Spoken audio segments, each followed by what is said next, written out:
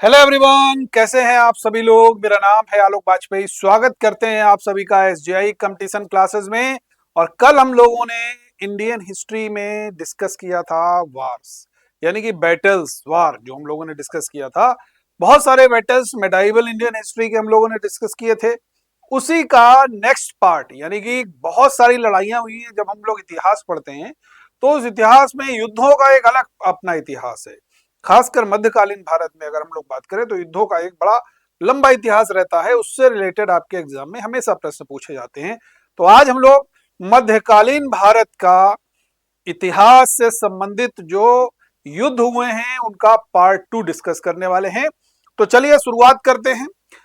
आगे जो हम लोगों ने कल जो युद्ध किए थे उसका जो अगला चरण है वो है आपका अगला युद्ध, सेकेंड बैटल ऑफ पानीपत, यानी कि पानीपत की दूसरी लड़ाई। हम सभी लोग जानते हैं पानीपत की लड़ाइयां हुई हैं तीन। पहली लड़ाई 1526 में बाबर और इब्राहिम लोदी के बीच में। दूसरी लड़ाई हुई है 5 नवंबर 1556 में, ये अकबर और हेमू के बीच में लड़ाई हुई है। किसके बीच में लड़ाई हुई है? ये अकबर और हेमू के बीच में लड़ाई हुई है 1556 में।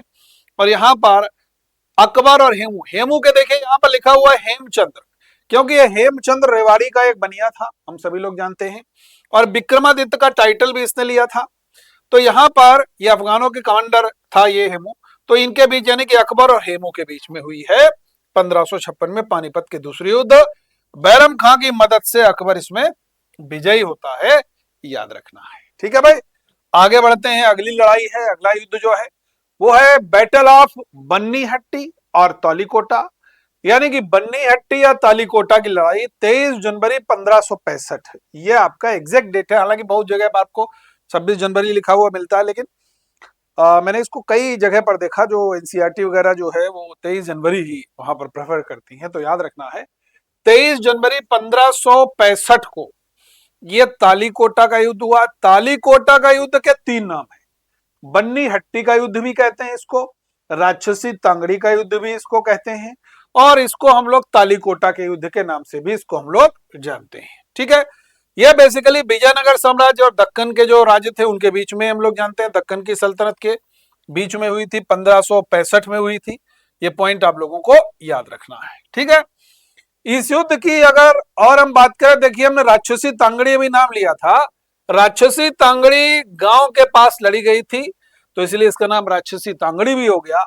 और इस लड़ाई में विजयनगर साम्राज्य की हार हुई थी, याद रखना है। इस युद्ध में जो राजा है विजयनगर साम्राज्य का वो कौन है? सदाशिव राय शासक थे, लेकिन वास्तविक शक्ति का प्रयोग उनके मंत्री राम राय ने किया था।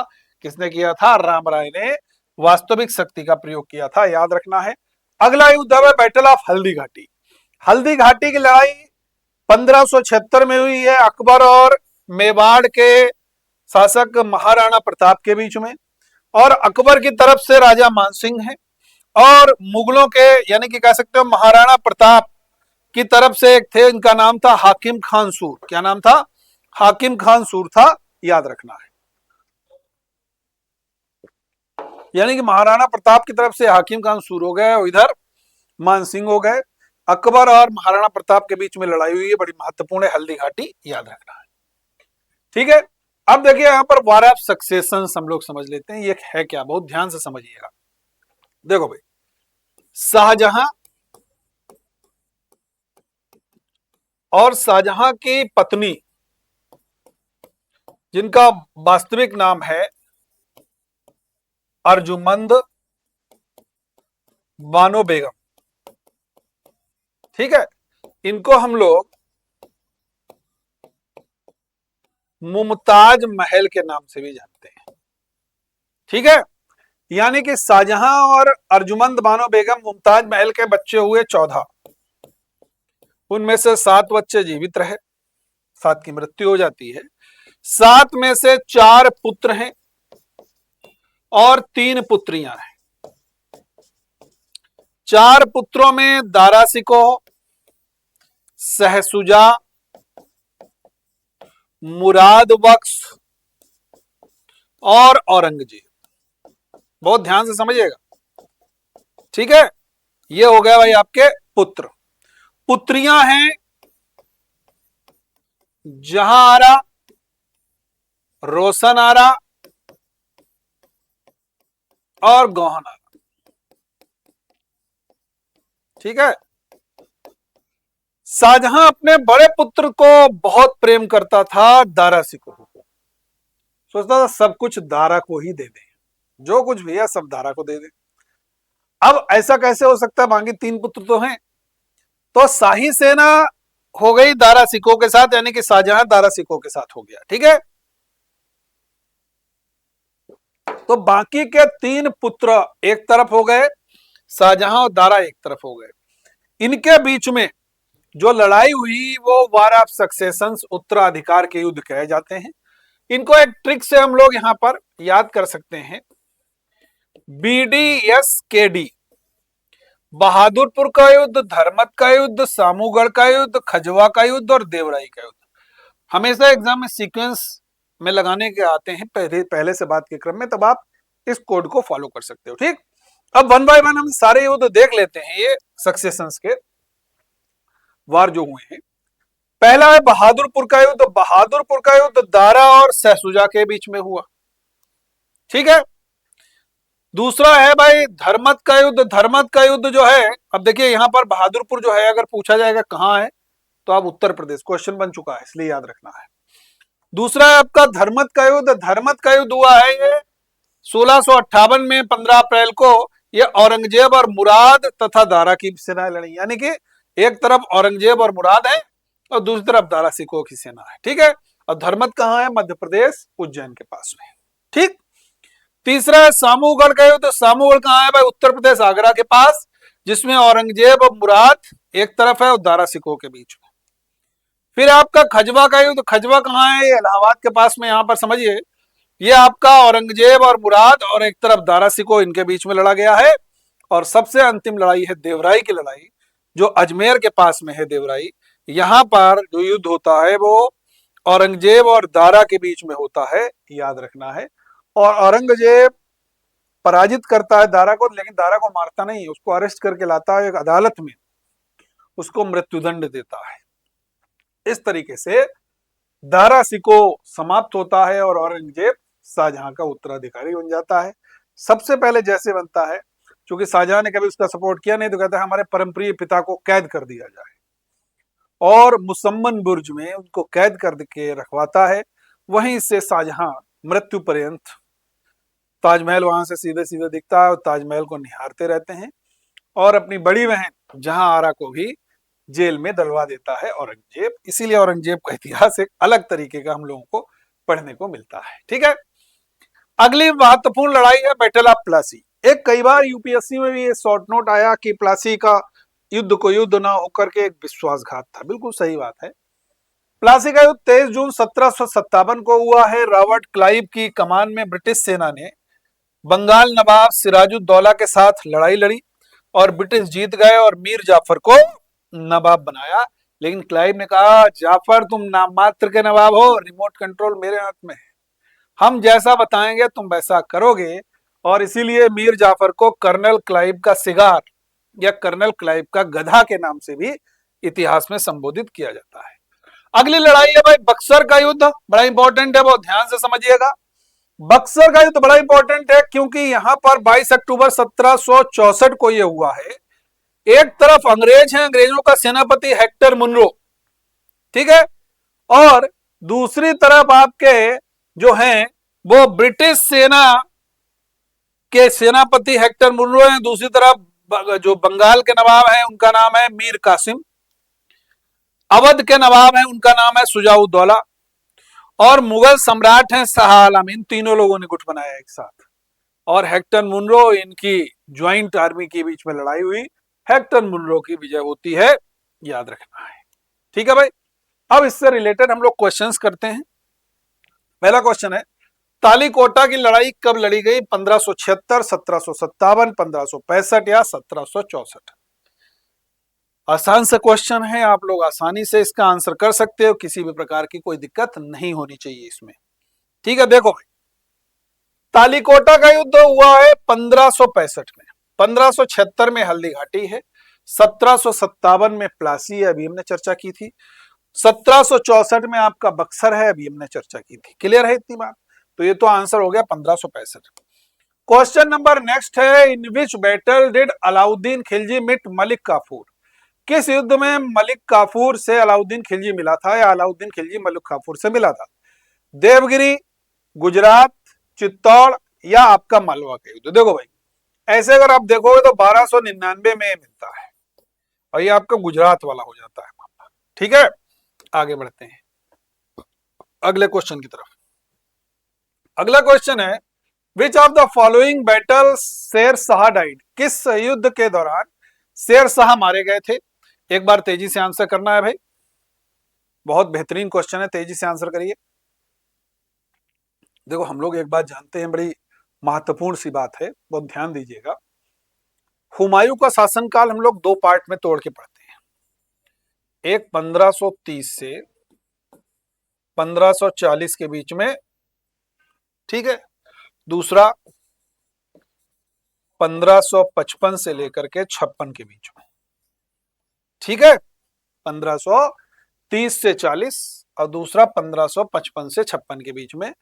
बाकी जो 15 साल का इतिहास है, ये 15 साल के इतिहास में हुमायूं निर्वासित जीवन व्यतीत किया है, ठीक है। फिर उसके बाद में सरहिंद की लड़ाई के, जब सरहिंद का युद्ध होता है तो दोबारा से बेचारा कम बैक करता है, लेकिन एक साल ही जीवित रह पाता है। पुस्तकालय की सीढ़ियों से पैर स्लिप हो जाने के कारण उसकी डेथ हो जाती है, हम सभी लोग जानते हैं। शेर शाह कलिंजर मध्य प्रदेश में कलिंजर के किले को जीतने के लिए गए। उक्का नामक आग्नेयास्त्र से किले की दीवार तोड़ने के लिए गोला लगा करके, तोप से, उक्का जो था तोप टाइप से थी, वो गोला फेंका गया तोप से किले की दीवार तोड़ने के लिए। लेकिन वो गोला किले की दीवार पे लड़ा, और लड़कर के जहां पर शेरशाह खड़ा होता है वहीं पर बारूद का ढेर भी होता है, वो गोला आकर के वहीं गिरता है और वहीं पर शेरशाह उस ब्लास्ट में मर जाता है और शेरशाह का राम नाम सत हो जाता है। इस तरीके से कलिंजर अभियान के दौरान शेरशाह सूरी की मृत्यु हो जाती है। क्लियर है? अब देखो यहां पर एक सवाल और बनेगा, शेरशाह के बचपन का नाम फरीद था और बहार खां लोहानी के यहाँ उसको शेर खां का टाइटल दिया गया। चौसा के युद्ध के बाद में उसने शेरशाह की उपाधि धारण की थी, याद रखना, यानी कि फरीद से शेर खान हुआ और शेर खां से वो शेरशाह हो गया। ठीक है, आगे बढ़ते हैं। अगला क्वेश्चन है, which was the last battle of the Akbar? Akbar की अंतिम लड़ाई कौन सी थी? असीरगढ़ का युद्ध, हल्दी घाटी का युद्ध, गुजरात का युद्ध, या मालवा का युद्ध? फटाफट से आंसर कीजिए भाई, करेक्ट आंसर क्या होगा इसका? तेजी से आंसर करेंगे।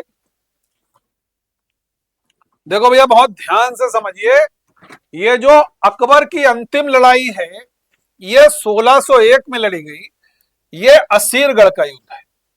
और असीरगढ़ का हम लोग जानते हैं जो शासक होता है उसका नाम होता है मीरन बहादुर।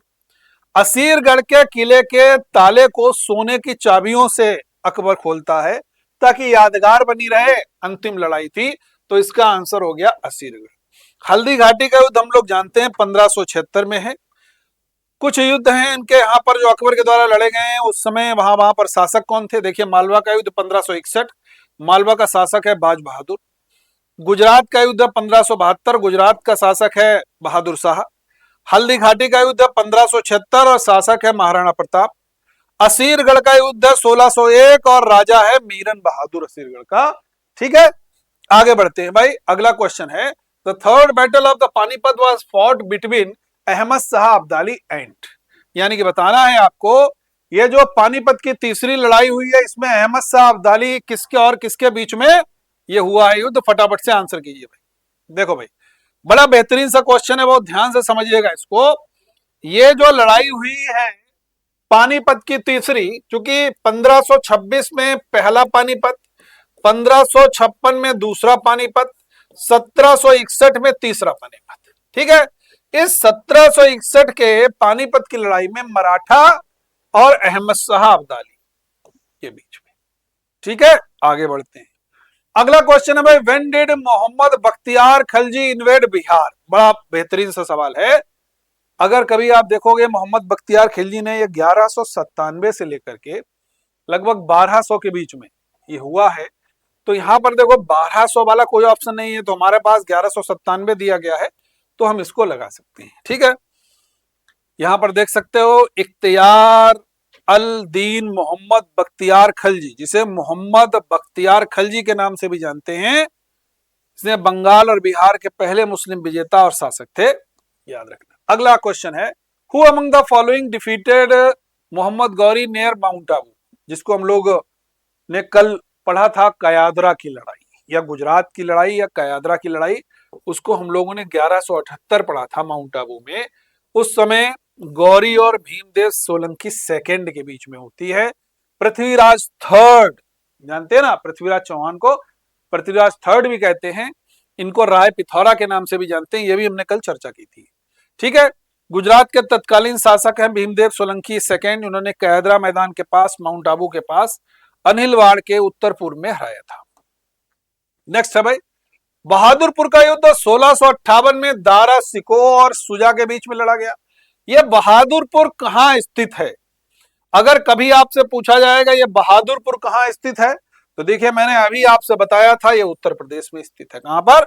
उत्तर प्रदेश में। अगला क्वेश्चन है, which nawab of Bengal participated in the battle of Buxar. देखिए हमने बैटल ऑफ बक्सर की जब बात की तो हमने कहा आपसे 22 अक्टूबर 1764 को बक्सर का युद्ध हुआ। उस बक्सर के युद्ध में एक तरफ मुनरो है, दूसरी तरफ अवध के नवाब सुजाउद्दौला हैं, मुगल सम्राट शाह आलम है और बंगाल के नवाब मीर कासिम है, याद रखना है। ठीक है भाई, आगे बढ़ते हैं। अगला क्वेश्चन है, who among the following rulers had stamped the figure of goddess Lakshmi on his coin. निम्नलिखित में से किसने अपने सिक्कों पर देवी लक्ष्मी की आकृति को अंकित करवाया था? देखिए भाई, देवी लक्ष्मी की आकृति को जो अंकित करवाया है वो शहाबुद्दीन मोहम्मद बिन शाम यानी कि मोहम्मद गौरी के द्वारा। इल्तुतमिश को दिल्ली सल्तनत का वास्तविक संस्थापक कहते हैं। इल्तुतमिश ने 40 वफादार गुलामों की एक टुकड़ी बनाई जिसको तुर्कान चैलगानी या चालीसा कहा गया। इल्तुतमिश ने चांदी का एक सिक्का चलाया, टंका और तांबे का एक सिक्का चलाया, जीतल। इल्तुतमिश ने शुद्ध अरबी पद्धति पर एक प्रथा चलाई जिसको हम लोग कहते थे इक्ता सिस्टम। क्या चलाया? इक्ता सिस्टम। ये सब इल्तुतमिश से संबंधित आपके क्वेश्चन बन जाते हैं। मोहम्मद गौरी को गढ़वाल प्रदेशों में प्रचलन के लिए गढ़वाल के सिक्कों की देवी लक्ष्मी प्रकार के सिक्कों को अपनाने के लिए जाना जाता है। उन्होंने अपने सिक्कों पर देवी लक्ष्मी की आकृति अंकित की और उनका नाम नागरी अक्षरों में भी अंकित करवाया। अगला क्वेश्चन है भाई, बड़ा बेहतरीन सा क्वेश्चन है, आप लोग आंसर कीजिएगा। Arrange the following battles in the chronological order. बहुत बढ़िया क्वेश्चन है, देखो ध्यान से समझना है। अभी हमने बताया था BDSKD, बहादुरपुर, दरमत, सामूगढ़, खजवा, देवराई। तो सबसे पहले बहादुरपुर होगा यानी कि D, ये सबसे पहले होगा। उसके बाद में धर्मत होगा, उसके बाद सामूगढ़ हो गया, फिर खजवा होगा, फिर देवराई, यानी कि DCB है। DCB है कहां पर हमको दिख रहा है? ऑप्शन नंबर 4 में। ठीक है, आगे बढ़ते हैं भाई। अगला क्वेश्चन है, मैच द फॉलोइंग, निम्नलिखित का मिलान करना है। पानीपत का तीसरा युद्ध, तराइन का दूसरा युद्ध, अकबर की डेथ, औरंगजेब की डेथ। देखो भाई मिला देते हैं हम लोग। पानीपत की तीसरी लड़ाई हुई 1761 में, तो यहां हम 3 लिख देते हैं। तराइन का दूसरा युद्ध हुआ है 1192 में, तो यहां 1 लिख देते हैं। अकबर की मृत्यु हुई है 1605, तो यहां 4 लिख देते हैं। औरंगजेब की मृत्यु हुई है 1707 में, तो यहां 2 लिख देते हैं। 3 1 4 2 देखो किसमें है? ये इसमें होगा नहीं, इसमें होगा नहीं, इसमें होगा नहीं, बचा क्या? 3 1 4 2। हमारा option number 1 is the right answer. Clear है भाई सारे लोगों को? यहां तक किसी प्रकार की कोई दिक्कत हो तो पूछ सकते हो। अब ये प्रश्न आप लोगों को होमवर्क के लिए करके लाना है, बड़ा बेहतरीन सा सवाल है। ब्रिटिश सरकार ने भारत पर सीधे शासन करना कब शुरू किया? ये आपका होमवर्क का क्वेश्चन है। इस होमवर्क के क्वेश्चन का आंसर सभी लोग कमेंट सेक्शन में जरूर देंगे। देखते हैं इसका कौन सबसे सटीक आंसर करता है। तो आज के इस सेशन को हम लोग यहां पर विराम देंगे। फिर इसी तरीके से हम आप लोगों के लिए बेहद एग्जाम ओरिएंटेड, बेहद दिलचस्प वीडियोस आप लोगों के लिए लेकर के आते रहेंगे रेगुलर तरीके से। थैंक यू एवरीवन, जय हिंद।